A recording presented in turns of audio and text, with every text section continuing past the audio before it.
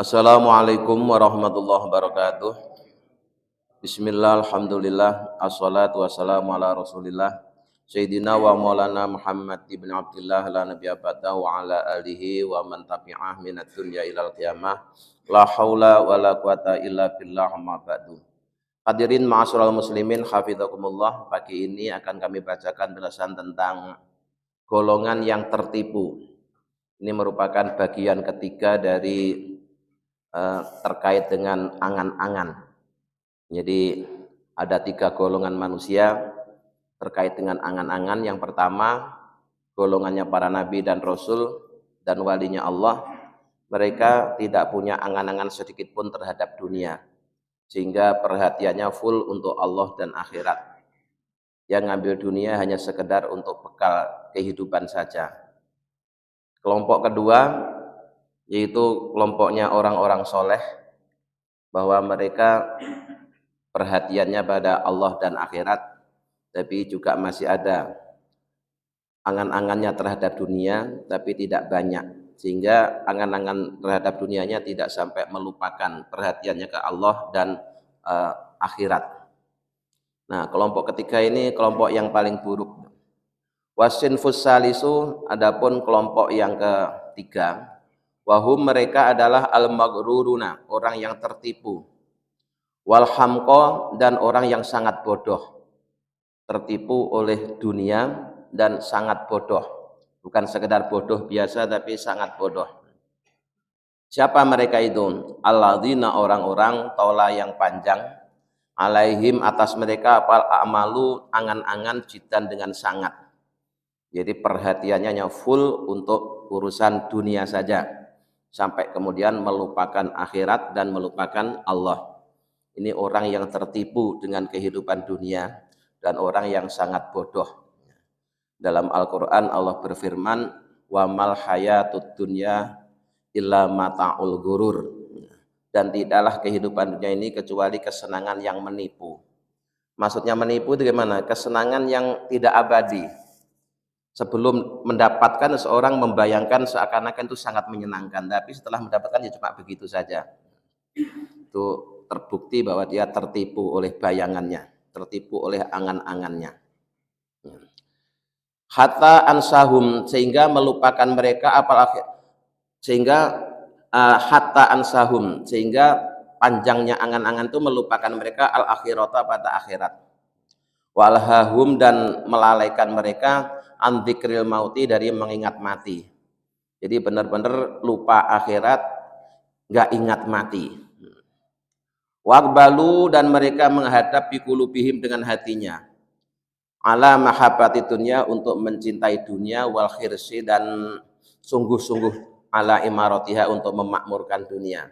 Di orientasi hidupnya ya hanya untuk dunia saja, tidak ada tujuan ke akhirat, dan bahkan tidak ingat dengan yang namanya kematian.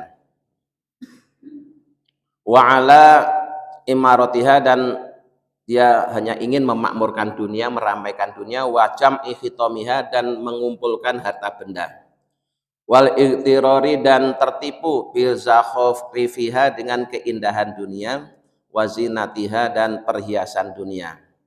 Dianggapnya semua ini abadi, dianggapnya semua ini akan membuat dia bahagia, padahal tidak. Ya. Dunia itu kesenangannya, keindahannya, semuanya serba sementara. Serba sementara. Contoh yang gampang, ya kita makan enak itu kalau masih lapar, kalau udah kenyang sudah enggak enak. Minum terasa segar kalau masih haus. Ya, seenak apapun minuman itu kalau sudah enggak haus ya enggak enak gitu. Nah, semua kenikmatan dunia itu seperti itu. Maka jangan dijadikan tujuan, karena itu semuanya adalah hanya sementara. Wa nadhari, dan memandang ila zahratnya, pada bersinarnya dunia. Alatina Allah, yang Allah telah melarang nabiyahu, kepada nabinya alaihissalam, melarang an madil aini, untuk memanjangkan pandangan ilaiha, kepada dunia. Jadi Allah melarang kepada nabinya untuk memandang dunia secara sungguh-sungguh. Cukup sekedar dilirik saja, nggak usah dipentelengi, nggak usah dipelototin. Dunia itu cukup dilirik saja. Jangan dipanjangkan pandangan, itu maksudnya begitu. Karena kalau kita memandang dunia secara sungguh-sungguh, ya, itu nanti kita akan tertipu oleh daya tariknya. Maka jangan diplototin, cukup dilirik saja. Karena pada mulanya orang itu ngelihat-ngelihat, lama-lama jadi suka. Umumnya kan begitu, ya. Kayak orang nawarin dagangannya itu, silahkan dilihat-lihat dulu. Padahal kalau nggak ngelihat tadi nggak kepengen, gara-gara ngelihat-ngelihat akhirnya jadi kepengen. Nah, dunia juga begitu, Pak. Ya. Dunia itu kalau nggak dilihat kita nggak pengen, tapi karena dilihat secara sungguh-sungguh akhirnya jadi kepengen. Bukan sekedar kepengen, akhirnya terus tertipu.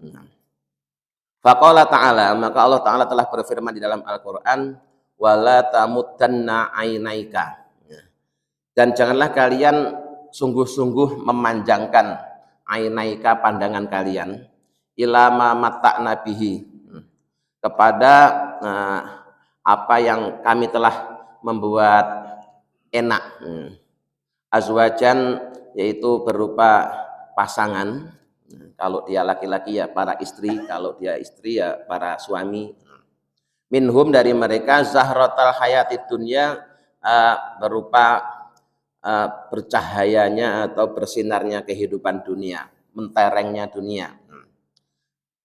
Linaftinahum fih, kalian dilarang untuk memandang tadi supaya kalian tidak tertipu.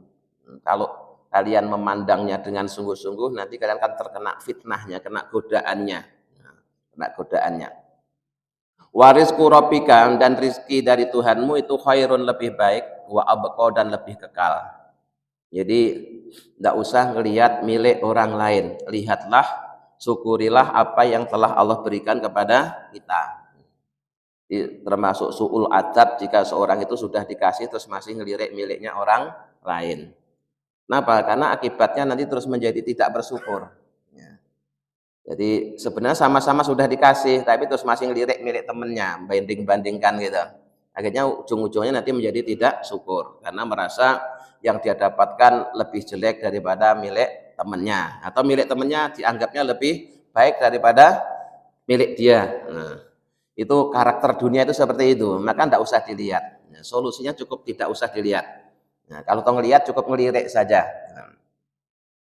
Fataro, maka melihat ahadahum, salah seorang dari kalian, layakadu, hampir saja, yadkurul akhirah, dia tidak ingat akhirat, walayatafakaru, dan dia tidak berpikir fiha, tentang akhirat, karena tertipu dengan rayuan dunia, gemerlapnya dunia, indahnya dunia, sampai orang itu tidak ingat akhirat, bahkan tidak pernah berpikir tentang akhirat.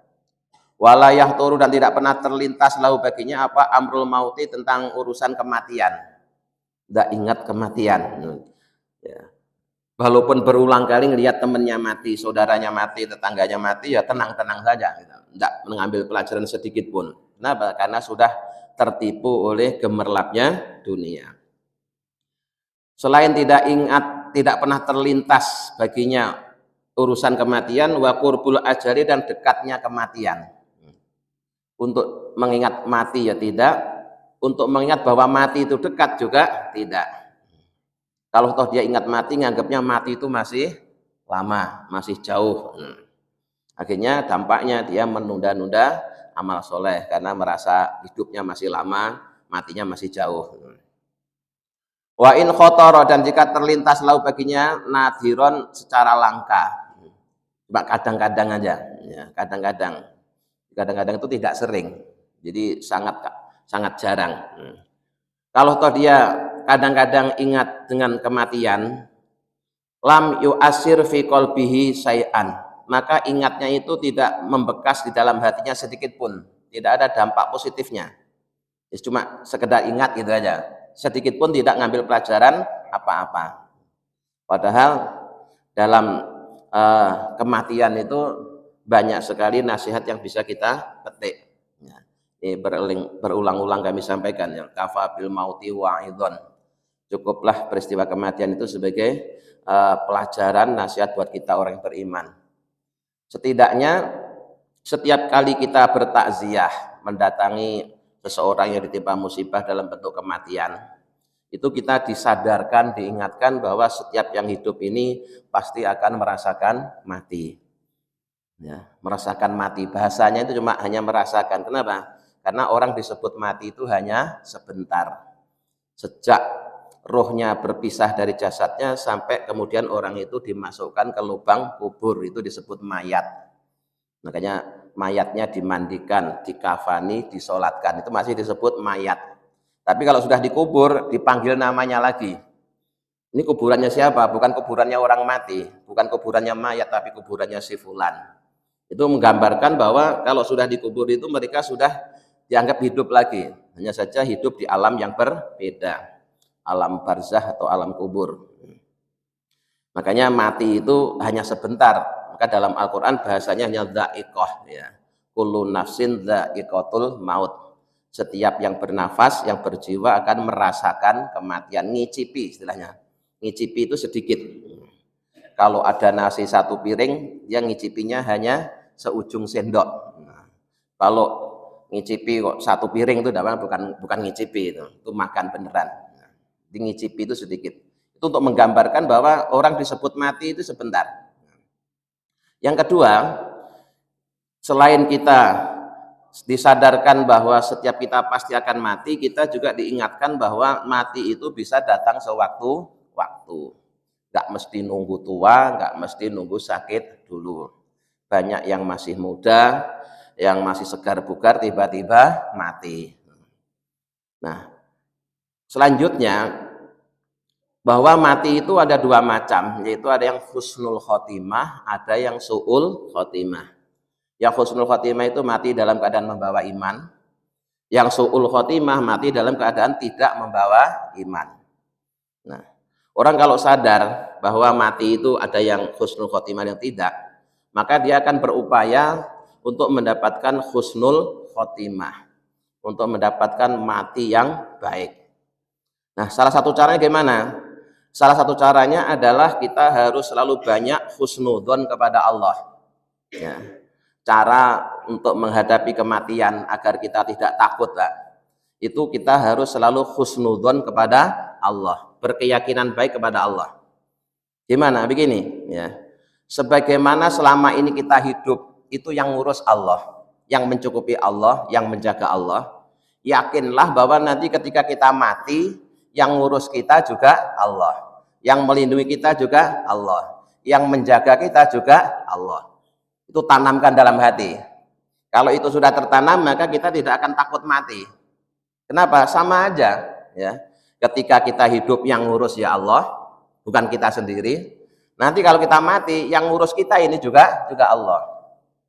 Nah, terus anak dan istri saya gimana? Itu juga urusannya Allah. Jangan dikira kalau kita masih hidup pasti kita yang ngurus dia. Nah, bisa jadi dia setelah kita mati malah hidupnya lebih enak, itu bisa terjadi kok. Karena semuanya sesungguhnya yang ngurus adalah Allah. Yakin, ya. Sebagaimana saat hidup kita yang ngurus Allah, nanti ketika kita mati pun yang ngurus juga Allah. Jadi Allah nanti akan memperlakukan hambanya itu sesuai dengan keyakinannya. Kalau kita yakin Allah Maha Pengampun, kita diampuni. Kalau kita yakin Allah Maha Melindungi, kita dilindungi. Kalau kita yakin Allah Maha Sayang, kita akan disayangi. Maka untuk mendapatkan husnul khotimah itu seseorang harus banyak husnudzon billah, selalu berkeyakinan baik kepada Allah. Bahkan dalam sebuah hadis itu ada seorang sahabat yang nanya kepada Rasulullah, ya Rasul, nanti yang menghisap manusia itu siapa? Allah atau malaikatnya? Terus Rasul menjawab, ya Allah sendiri. Maka si sahabat tadi langsung menampakkan kegembiraannya. Gitu. Syukurlah kalau begitu. Dia tampak gembira ketika dapat kabar bahwa yang menghisap manusia itu adalah Allah sendiri. Ketika ditanya, kenapa kamu begitu gembira? Karena berdasarkan pengalaman saya, hubungan saya sama Allah itu selama ini baik-baik saja. Allah itu gampang memaafkan. Gitu. Ketika saya salah dimaafkan, ketika saya keliru dimaafkan, diampuni. Dan saya yakin Allah itu lebih sayang sama saya daripada ibu saya sendiri. Nah, karena ada hadis yang lain mengatakan bahwa sayangnya Allah kepada hambanya itu lebih daripada sayangnya seorang ibu kepada anaknya. Kalau kita yakin Allah Maha Baik, nanti kita juga akan mendapatkan kebaikan dari Allah. Itu cara supaya kita tidak takut mati. Nah, berhusnudzon, ya, berkeyakinan baik kepada Allah. Karena sekarang mati, besok ya mati. Ya, takut ya mati, tidak takut juga mati, lebih enak nggak takut. Ya. Daripada takut dengan mati terus mati, kan malah mati dalam keadaan takut tuh nggak enak. Ya. Lebih enak mati dalam keadaan tidak takut, senang, gembira. Karena dengan mati merupakan pintu gerbang untuk ketemu dengan kekasihnya, yaitu Allah Subhanahu wa Ta'ala. Jadi orang yang tertipu di dunia kalau toh melihat kematian, saudaranya wafat, saudaranya meninggal, sedikit pun tidak membekas dalam hatinya. Wa in khofa min ta'siri fihi sarafahu anhu. Bahkan seandainya dia itu merasa mendapatkan pelajaran dari kematian, maka yang seperti itu segera dialihkan ke yang lain. Jadi benar-benar dia tidak menginginkan untuk ingat kematian. Jadi kalau ngaji, tema yang paling tidak disukai apabila yang dibahas tentang kematian. Itu gitu. Jadi ada orang yang sangat takut dengan kematian. Jangankan dengan kematian, baru dibicarakan aja udah ketakutan. Sehingga mendengarkan penjelasannya pun juga tidak berani. Apa dikira kalau begitu terus dia tidak mati? Ya malah mati duluan nanti. Kenapa? Karena sudah keburuan takut. Mati, ya, takut ya mati, tidak takut juga mati. Nah, wa adkhala, dan dia memasukkan ala nafsi pada dirinya ma yunsihi dzalika, sesuatu yang menjadikan dia lupa dengan kematian. Jadi malah berusaha melupakan kematian. Bukan berusaha untuk mengingatnya, tapi malah berupaya untuk melupakannya. Hatta la yatasawwasa, sehingga tidak bingung alaihi kepadanya, apa ikbaluhu, menghadapnya alat dunia, kepada dunia. Dia sengaja kalau ada kajian-kajian tentang kematian dia tidak menyukainya, ya, dia mengalihkan perhatiannya ke yang lain supaya dia nikmat ngurusin dunia. Nah, supaya dia fokus urusan dunia, nggak ingat dengan kematian dan tidak mau mengingat kematian, sekedar mendengar saja tidak mau. Karena bagi dia kalau mengingat kematian itu mengganggu konsentrasinya dalam mengurus dunia. Wa tamattu'i, dan berenak-enak biladzatiha, dengan lezatnya dunia, wasahwatiha, dan syahwatnya dunia. Wal amalu ala hadzal wajhi wal amal murti. Nah, berangan-angan yang seperti ini itu merupakan berangan-angan yang merusak, ya, merusak diri kita, al-madmumu, yang tercela. Jadi berangan-angan tentang urusan dunia yang sampai melupakan Allah, melupakan akhirat, itulah yang tercela dan merusak. Tapi kalau mikirnya begini, ya, nasib saya di akhirat itu ditentukan oleh apa yang saya lakukan di dunia. Maka akan saya gunakan dunia ini untuk mencari bekal akhirat. Itu beda lagi, ya. Jadi beda lagi, yang seperti itu amal yang terpuji. Kenapa? Dia tahu fungsi, ya, bahwa dunia ini adalah tempat mencari bekal, ya, tempat bercocok tanam yang nanti akan dipanen di akhirat. Jadi seluruh orientasinya apa yang dilakukan di dunia itu demi akhirat. Kalau begitu bukan tulul amal itu. Itu justru malah yang dianjurkan seperti itu. Nah, kelompok ketiga tadi tidak seperti itu. Dia fokus urusan dunia, sampai sekedar mendengar kematian aja tidak mau. Karena bagi dia kalau dia mendengar kematian akan mengganggu konsentrasinya mengurus dunia. Maka yang seperti itu yang tercela. Al-madmumu, yang tercela alal itlaqi, secara mutlak. Wa sahibuhu, dan pelakunya itu minal khasirina, termasuk orang-orang yang rugi. Rugi di dunia juga rugi di akhirat. Alladzina, orang-orang alhammathum, yang melalaikan mereka, apa amwaluhum, harta mereka, wa auladuhum, dan anak-anak mereka, an dzikrillah, dari mengingat Allah. Jadi alhaqumut takatsur gitu. Jadi hartanya, anak-anaknya, kesibukannya ngurus dunia, kesibukannya ngurus anak dan harta, melalaikan dia dari mengingat Allah. Wa saufa yaqulu, nah orang seperti itu nanti akan berkata, indama yang zilul mautu bihi, ketika mati telah datang, ya, saatnya kematian telah datang, dia akan berkata, wa yu'ayyinul, dan mereka akan membuktikan al akhirat, akhirat, ketika kematian sudah mau datang, mendatangi dia, terus ternyata akhirat itu benar-benar ada, mereka baru sadar, baru mereka mengatakan, Rabbi laula akhortani ila ajalin qarib. Ya. Rabbi Tuhanku, laula akhortani, hendaklah engkau menunda aku, menunda kematianku, ila ajalin qarib, pada waktu yang sebentar saja. Sebentar saja. Jadi kalau udah mau mati baru sadar seperti itu. Tapi penyesalan ini tidak ada gunanya, udah nggak ada manfaatnya. Ala wifkima, yang demikian ini sesuai dengan yang disebutkan oleh Allah. Ala wifkima dzakarallahu fi kitabi, sebagaimana yang disebutkan oleh Allah dalam kitabnya, haitsu yaqulu, ketika Allah berfirman, ya ayyuhalladzina amanu la tulhikum amwalukum wala auladukum an dzikrillah. Ya ayyuhalladzina amanu, wahai orang-orang yang beriman, la tulhikum, janganlah melalaikan pada kalian, apa amwalukum, harta-harta kalian, wala auladukum, dan janganlah melalaikan kalian anak-anak kalian. Jadi rupanya salah satu yang menyebabkan orang lupa Allah itu pertama mengurus harta, yang kedua ngurus anak. Dan memang tampaknya itu kayak logis gitu, kayak bisa diterima. Kenapa enggak sempat ngaji, sibuk ngurus anak? Kenapa enggak sempat sholat jamaah, sibuk ngurus anak? Wah, kelihatannya kan baik, kelihatannya orang yang sayang anak. Ya, kelihatannya omongannya itu kayak orang yang sayang anak, seakan-akan bisa dibenarkan. Karena memang ya seperti itu, ya, ngurus harta dan ngurus anak sering dijadikan alasan untuk melupakan Allah. Padahal yang ngasih harta anak, yang ngasih harta Allah, yang ngasih anak juga Allah. Malah sibuk ngurus anaknya dan hartanya, malah lupa Allah. Wa may yaf'al dzalika, dan barang siapa yang melakukan seperti itu, maksudnya lupa Allah karena sibuk urusan harta dan anak, fa ulaika humul khasirun, mereka itulah orang-orang yang rugi. Karena kenapa kok rugi? Anaknya yang selama ini diurus tidak bisa menyelamatkan dia, hartanya yang banyak juga tidak bisa menyelamatkan dia di akhirat, jadi rugi.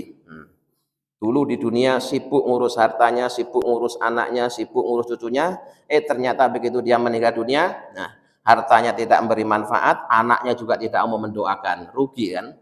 Nah, rugi sekali. Ya untung kalau misalkan karena anaknya diurus oleh orang tuanya, terus dia jadi anak yang soleh, setelah orang tuanya meninggal terus dia rajin mendoakan, beramal soleh di atas namakan orang tuanya, itu masih untung. Kalau ternyata anaknya melupakan, wah rugi sekali itu, ya, rugi sekali. Dulu udah dibela-belain nggak bisa jamaah gara-gara ngurus cucu, ngurus anak, ternyata ya, setelah kita meninggal, cucu dan anak yang kita urus tidak mau mendoakan kita, itu sangat rugi sekali. Wa anfiku, dan infakkanlah mimma, sebagian, razaqnakum, yang aku berikan rezeki kepada kalian.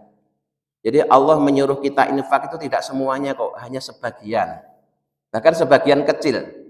Ya, sebagian kecil, hanya ada yang cuma 2,5%, ada yang 10% itu dalam zakat ya. Nah, jadi kalau kita diberi rezeki oleh Allah, itu yang diminta oleh Allah untuk diinfakkan itu hanya sebagian kecil, lebih banyak yang untuk kita sendiri. Min qabli ayyatia, sebelum datang ahadakum, pada salah seorang dari kalian, apa al mautu, mati. Mumpung kalian belum mati, infakkanlah harta kalian. Jadi mumpung kalian belum mati, infakkanlah harta kalian. Fayaqulu, kemudian orang itu berkata, Rabbi laula akhortani il ajalin qarib fa asaddaqa wa akum minas sholihin. Tapi sekali lagi ketika masih segar bugar, diingatkan, enggak gubris, enggak peduli. Begitu sudah mendekati kematian, baru dia berkata kepada Allah, ya Allah, tundalah kematianku sebentar saja, aku mau sedekah. Yang ngomong begitu ketika nyawanya sudah nyampe di dada, sebentar lagi di tenggorokan terus lepas, baru ngomong begitu. Nah, kemarin-kemarin kenapa? Nah, kemarin-kemarin kemana? Baru sekarang. Nah, wala yu'akhirallahu nafsan, dan Allah tidak akan menuruti kemauan mereka untuk menunda kematiannya. Ya, walaupun sebentar, tidak akan dituruti oleh Allah. Idza jaa ajaluha, apabila ajalnya telah datang pasti akan terjadi, tidak bisa diundur walaupun hanya sekejap, walaupun hanya sebentar. Wallahu khabirum bima ta'malun, dan Allah Maha mengetahui terhadap apa yang kalian lakukan, mengetahui dengan detail. Jadi alimun dengan khabirun itu dalam bahasa Arab maknanya mirip tapi beda. Ya, jadi alimun mengetahui secara umum, kalau khabirun itu mengetahui secara mendetail. Nah, dalam bahasa Indonesia diterjemahkan ya Maha mengetahui gitu aja. Nah, jadi sekali lagi terkait dengan dunia, sadarlah bahwa Allah meletakkan kita hidup di dunia ini supaya kita mencari bekal untuk kehidupan akhirat.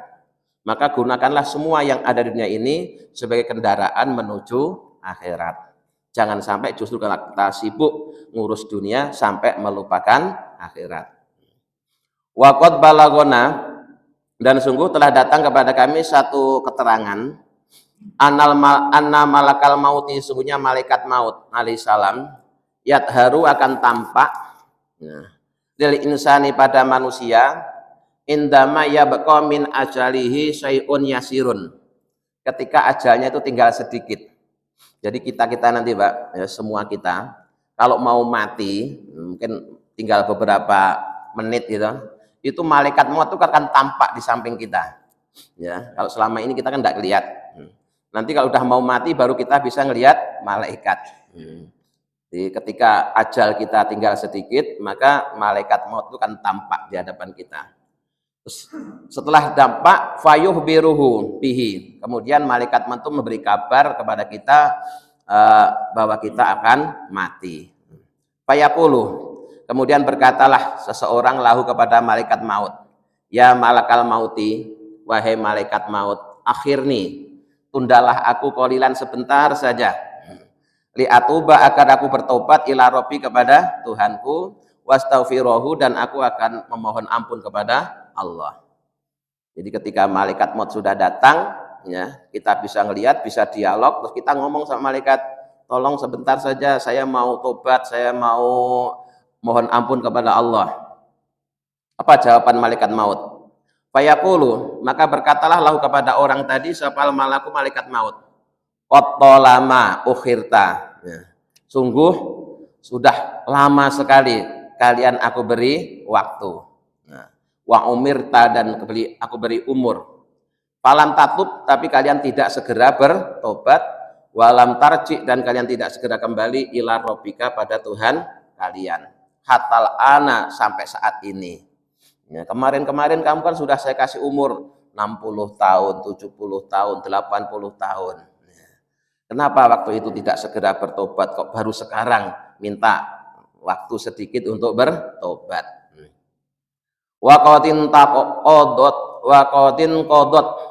dan sungguh telah habis apal mudatu masa, wa balagta, dan telah datang kepadamu apa aljalu ajal, alladzi kataballahu, yang Allah telah menetapkan laka untukmu, fala sabila, maka tidak ada alasan ila takhiri, untuk mengakhirkan kematian. Maka idza jaa ajaluhum la yastakhiruna sa'atan wala yastaqdimun. Nah, ini cerita yang seperti ini diceritakan oleh Allah dalam Al-Qur'an, diberitakan kepada kita supaya kita tidak termasuk di dalamnya, ya.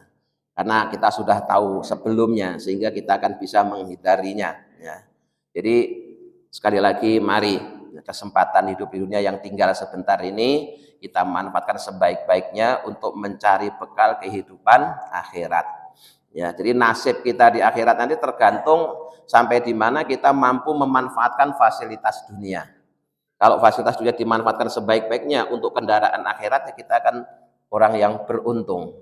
Tapi kalau fasilitas dunia justru dijadikan tujuan sampai melalaikan kita dari kehidupan akhirat, ya kita akan termasuk orang yang rugi. Na'udzubillah min dzalik.